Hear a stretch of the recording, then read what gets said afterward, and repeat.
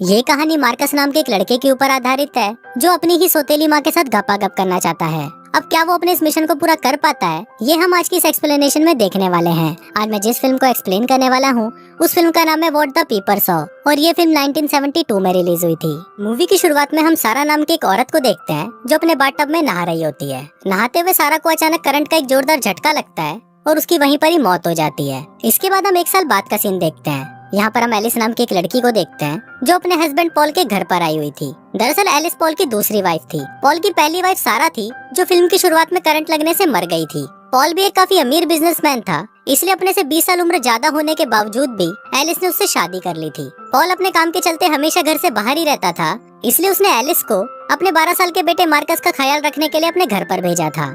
इसके अलावा पॉल ने एलिस को ये भी बताया था कि अभी मार्कस का बोर्डिंग स्कूल चल रहा है, जिसके चलते वो घर एक हफ्ते बाद आएगा। पर एलिस जिस दिन घर पर आती है मार्कस भी उसी दिन वहाँ पर आ जाता है। फिर एलिस जब मार्कस से पूछती है कि तुम इतनी जल्दी घर कैसे आ गए, तो मार्कस बताता है कि पूरे स्कूल में चिकन पॉक्स फैल गया है, इसलिए स्कूल वालों ने उसे जल्दी घर भेज दिया। एलिस मार्कस की बातों पर यकीन तो कर लेती है, पर उसे मार्कस काफी अजीब लग रहा था क्योंकि सिर्फ 12 साल की उम्र होने के बावजूद भी मार्कस एक काफी बड़े और मैच्योर आदमी की तरह बातें कर रहा था। अगले दिन एलिस को पॉल का फोन आता है और वो उसे मार्कस से बात करवाने के लिए बोलता है। फिर एलिस मार्कस को फोन देने के लिए जाती है जो बाथटब में नहा रहा होता है। फिर मार्कस पॉल से बातें करने लगता है और उसकी बातें हो जाने के बाद जब एलिस पॉल से बात कर रही होती है तभी मार्कस एलिस के पास आता है और उसके संतरों को दबाने लगता है। एलिस को ये सब देखकर बहुत गुस्सा आता है, पर वो मार्कस को कुछ कहे बिना ही वहाँ से चली जाती है। अब ऐसे ही कुछ दिन बीत जाते हैं और हमें पता चलता है कि मार्कस का कोई भी दोस्त नहीं है और वो एक बहुत ही बिगड़ा हुआ और हरामी बच्चा है। एलिस तो एक माँ की तरह मार्कस का बहुत अच्छे से ख्याल रख रही थी, पर मार्कस हमेशा ही उसको पेलने के बारे में सोचता रहता था। कुछ दिन बाद पॉल भी अपने बिजनेस ट्रिप से वापस आ जाता है और एलिस और मार्कस उसको एयरपोर्ट पर लेने के लिए जाते हैं। फिर कार से घर आते वक्त पॉल के मन में हवस जागने लगती है और वो चलती हुई कार में ही एलिस की मौत के कुएं के अंदर उंगली करने लगता है। एलिस को भी इससे काफी मजा आने लगता है, जिस कारण उसका सड़क से ध्यान हट जाता है और उसका एक्सीडेंट होते होते बच जाता है। घर आने के बाद एलिस और पॉल मार्कस को बाहर खेलने के लिए भेज देते हैं और खुद घर के अंदर पलंग तोड़ घपाघप करते हैं। फिर रात को सभी डिनर करने के लिए एक होटल में जाते हैं। वहाँ पर पॉल एलिस से पूछता है कि क्या तुमने मेरे ड्रॉर में से पैसे निकाले थे, जिस पर एलिस उसे बोलती है कि मैंने नहीं, मार्कस ने लिए थे जब वो पहले दिन स्कूल से घर आया था। पर इस पर मार्कस पॉल को बोलता है कि मैंने तो सिर्फ $300 ही लिए थे। फिर एलिस मार्कस को बोलती है कि उस दिन तुम तो बता रहे थे कि तुमने पूरे पैसे लिए थे, पर इस पर मार्कस उसे मना कर देता है और बोलता है कि मैंने तो ऐसा कुछ नहीं बोला। अब पॉल भी मार्कस की बातों को मान लेता है और उसे लगने लगता है कि पैसे एलिस ने ही लिए थे। फिर घर आने पर एलिस मार्कस का रूम चेक करती है, लेकिन वहाँ पर उसे कोई पैसे नहीं मिलते, पर उसे वहाँ पर एक फटा हुआ लेटर मिलता है जिसको वो अपने पास रख लेती है। अगले दिन जब मार्कस और पॉल स्विमिंग कर रहे होते हैं तब मार्कस पॉल को बताता है कि एलिस मेरा बिल्कुल भी ध्यान नहीं रखती और वो उसे ये भी बताता है कि एलिस मुझे बिल्कुल भी पसंद नहीं करती। बाहर बैठी एलिस मार्कस की सभी बातों को सुन रही होती है, पर पॉल मार्कस की बातों पर ज्यादा ध्यान नहीं देता। इसके बाद मार्कस पॉल को बताता है कि कल एलिस ने मेरे रूम की तलाशी ली थी, जिस पर पॉल एलिस से इस बारे में पूछने जाता है,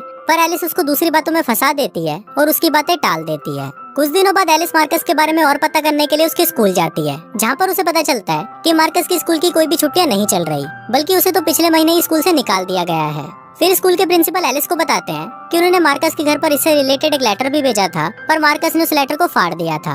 और यहाँ पर हमें ये पता चलता है कि ये वही लेटर था जो एलिस को मार्कस के कमरे की तलाशी लेते हुए मिला था। प्रिंसिपल एलिस को ये भी बताते हैं कि मार्कस स्कूल के आसपास रहने वाले लोगों के घरों में झांकता है और उन्हें घपाघप करते हुए भी देखता है। इसके अलावा वो स्कूल के आसपास भटकने वाली बिल्लियों को पकड़कर उन्हें जान से मार देता है और उसकी इन्हीं हरकतों की वजह से उसे स्कूल से निकाल दिया गया है। अब प्रिंसिपल की सभी बातें सुनकर एलिस शॉक्ड हो जाती है और उसे लगने लगता है कि मार्कस कोई साइको है। एक रात एलिस पॉल के साथ एक पार्टी में जाती है, जहाँ उसकी मुलाकात सोफी नाम की एक औरत से होती है। फिर वो एलिस को बताती है कि सारा मेरी दोस्त थी और उसकी बाथटब में डूबने से मौत हो गई थी। अब एलिस को लगने लगता है कि शायद मार्कस ने ही सारा को मारा होगा और वो इस बारे में पॉल से बात करने की कोशिश भी करती है, पर पॉल एलिस की किसी भी बात पर यकीन नहीं करता। उल्टा वही उसके साथ झगड़ने लगता है कि वो एक 12 साल के बच्चे पर इतना बड़ा इल्जाम कैसे लगा सकती है। एक रात एलिस कुछ सामान लेने के लिए अपने घर के ऊपर बनी हुई एटिक में जाती है और वहाँ पर वो देखती है कि एटिक के फ्लोर पर एक बहुत बड़ा होल बना हुआ है, जहाँ से उसका और पॉल का बेडरूम दिखता है। अब ये देखते ही एलिस समझ जाती है कि ये काम उस हरामी मार्कस का ही है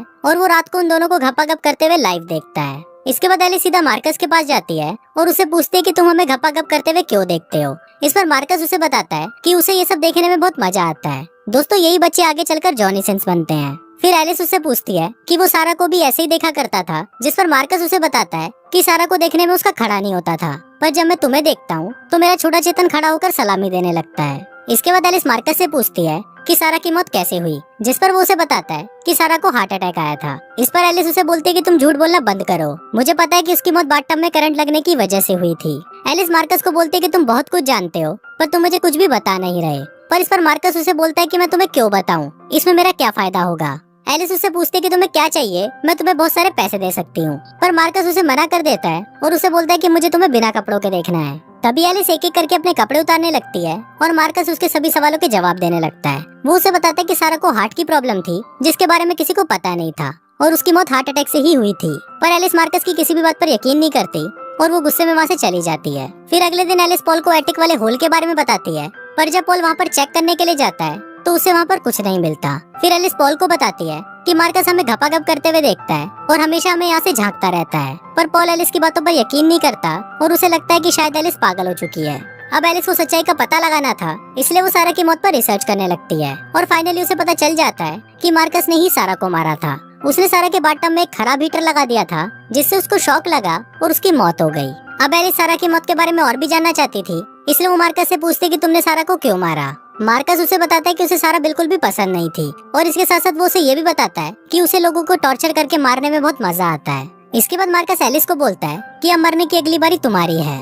एलिस मार्कस की ये बातें सुनकर शॉक्ड हो जाती है और वो मेंटली डिस्टर्ब रहने लगती है क्योंकि उसे हमेशा यही डर लगा रहता था कि मार्कस उसे कभी भी मार देगा और इसके अलावा कोई भी उसकी बातों पर यकीन भी नहीं करता था। अब इस सब के चलते एलिस की हालत इतनी ज्यादा खराब हो जाती है कि उसे एक मेंटल हॉस्पिटल में रखा जाता है। अब इसके कुछ महीनों बाद जब एलिस की कंडीशन ठीक हो जाती है तो उसे हॉस्पिटल से छुट्टी मिल जाती है। फिर एक दिन पॉल और एलिस साथ में पार्क में घूम रहे होते हैं। तभी पॉल एलिस को बोलता है कि अब वो एक फैमिली शुरू करने के लिए तैयार है और तुम, मैं और मार्कस हमेशा साथ रहेंगे। तभी वहाँ पर मार्कस आ जाता है और वो एलिस को अपने साथ अकेले में ले जाकर उसे सारा की मौत के बारे में बताने लगता है। फिर मार्कस एलिस को बोलता है कि अब वो उसे नहीं मारेगा क्योंकि अब वो उसे पसंद करने लगा है। फिर एलिस भी मार्कस को बताती है कि वो भी उसे पसंद करने लगी है और इसके साथ ही वो मार्कस के साथ चुम्मा चाटी करना शुरू कर देती है। इसके कुछ देर बाद एलिस देखती है कि सामने सड़क पर बहुत ही तेजी से एक कार आ रही है और ये देखकर वो अचानक मार्कस के डॉग के टॉय को सड़क पर फेंक देती है। फिर जब मार्कस का डॉग उस टॉय को लेने के लिए सड़क पर जाता है तभी मार्कस भी उसे रोकने के लिए उसके पीछे जाता है, पर तभी वो तेजी से आती कार मार्कस को एक जोरदार टक्कर मारती है जिससे मार्कस की वहीं पर ही मौत हो जाती है। अब एलिस मार्कस को मरा हुआ देखकर बहुत ज्यादा खुश होती है क्योंकि अब उसे किसी का कोई डर नहीं था और इसी के साथ ही ये फिल्म यहीं खत्म हो जाती है।